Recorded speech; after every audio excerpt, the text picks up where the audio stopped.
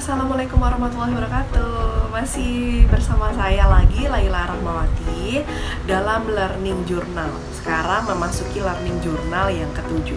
Masih dalam agenda pelatihan dasar CPNS golongan 3 Angkatan 2 di Lembaga Ilmu Pengetahuan Indonesia tahun 2021. Pada Learning Journal kali ini akan membahas mengenai agenda 3, yaitu mengenai manajemen ASN, pelayanan publik, dan Whole of Government atau WOG. Pembelajaran agenda ketiga kali ini diawali oleh pemaparan dari Kepala BOSDM LIPI, yaitu Bapak Heru Santoso, mengenai profesionalisme sebagai seorang ASN. Kemudian dilanjutkan memperdalam materi yang disampaikan oleh Bapak Ibu Widyaswara Pusbidiklat LIPI, yaitu Bapak Furqon, Ibu Yatvi, Bapak Yunus, dan Ibu Rizka. Tujuan dalam pembelajaran agenda 3 yang pertama yaitu agar kita sebagai calon pegawai negeri sipil memahami peran dan kedudukan PNS dalam menjalankan fungsi aparatur sipil negara. Yang kedua yaitu agar kita dapat memberikan pelayanan publik yang berkualitas dalam menjalankan tugas dan jabatannya. Yang ketiga yaitu agar kita dapat mengelola tantangan serta perbedaan dalam perspektif Whole of Government atau WOG.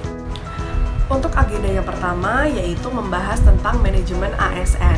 Manajemen ASN pada dasarnya mengacu pada Undang-Undang Nomor 5 Tahun 2014 mengenai aparatur sipil negara. Pada dasarnya ASN dapat digolongkan menjadi dua, yaitu pegawai negeri sipil atau PNS dan juga pegawai pemerintah dengan perjanjian kerja atau P3K. Pada dasarnya antara PNS dan P3 tidak memiliki perbedaan, hanya saja pada P3K itu tidak terdapat jaminan di hari tua maupun jaminan pensiun.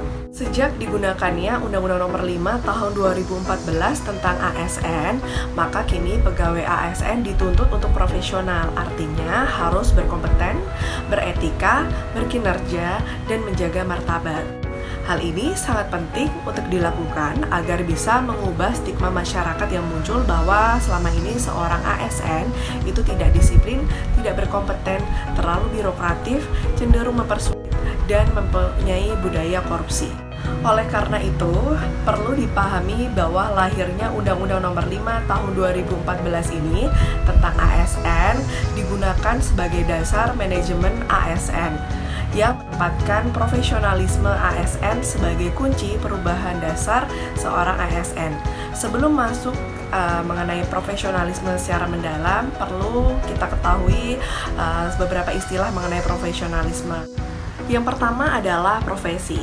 Profesi merupakan pekerjaan yang mengharuskan seseorang memiliki keahlian atau spesifikasi pada pekerjaan tertentu. Pada contohnya, sebagai seorang ASN yang dipandang memiliki profesi sebagai peneliti, maka saya harus memiliki keahlian pada bidang tertentu untuk mendukung profesi saya sebagai seorang peneliti. Yang kedua yaitu profesional. Profesional merujuk pada sebutan orang yang menyandang profesi tertentu. Yang ketiga yaitu profesionalitas. Profesionalitas merupakan sebutan terhadap kemampuan atau sikap anggota suatu profesi tertentu terhadap profesinya. Sedangkan profesionalisme merupakan tindak tanduk yang merupakan ciri suatu profesi atau orang yang berprofesional. Manajemen ASN sangat penting dilakukan sesuai dengan roadmap pembangunan ASN di Indonesia yang diawali dengan good governance pada Rencana Pembangunan Jangka Menengah Pertama atau RPJM, yang kemudian dilanjutkan dengan reformasi birokrasi pada RPJM kedua, yang selanjutnya dilakukan sistem merit pada RPJM yang ketiga, yang selanjutnya pada tahun 2020 sampai dengan tahun 2024 dilakukan World Class Government. Untuk menuju pada World Class Government, maka seorang ASN harus mempunyai integritas, nasionalisme, profesionalisme, mempunyai wawasan global, mempunyai networking, serta entrepreneurship. Lanjut pada pembahasan yang kedua yaitu mengenai pelayanan publik.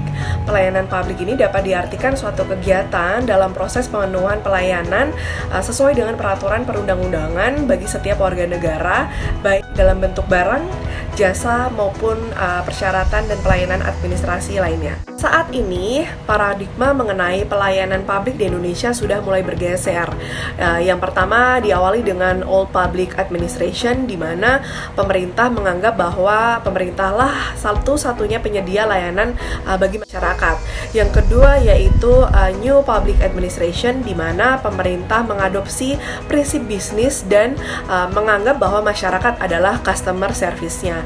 Dan saat ini pemerintah sudah mulai beralih kepada New Public Service, yaitu mengutamakan kepentingan dan kepuasan dari masyarakat. Pembahasan yang ketiga yaitu Whole of Government atau WOG. WOG merupakan pendekatan penyelenggaraan pemerintah atau suatu lembaga dalam upaya mempererat kolaborasi dari berbagai macam sektor, ruang lingkup koordinasi yang lebih luas untuk mencapai tujuan atau penyelenggaraan pelayanan publik yang optimal. WOG merupakan salah satu wujud dari penerapan fungsi sebagai seorang ASN, yaitu sebagai perekat dan pemersatu bangsa. Contoh penerapan WOG ini dapat diaplikasikan pada bidang penelitian. Pada dasarnya, kolaborasi baik di dalam maupun di luar negeri sangat diperlukan di dunia penelitian, utamanya di Indonesia, untuk meningkatkan kualitas dan kuantitas dari hasil penelitian Indonesia. Demikian pembahasan mengenai Learning Journal pada agenda ketiga. Semoga bermanfaat. Terima kasih. Wassalamualaikum warahmatullahi wabarakatuh. Bye.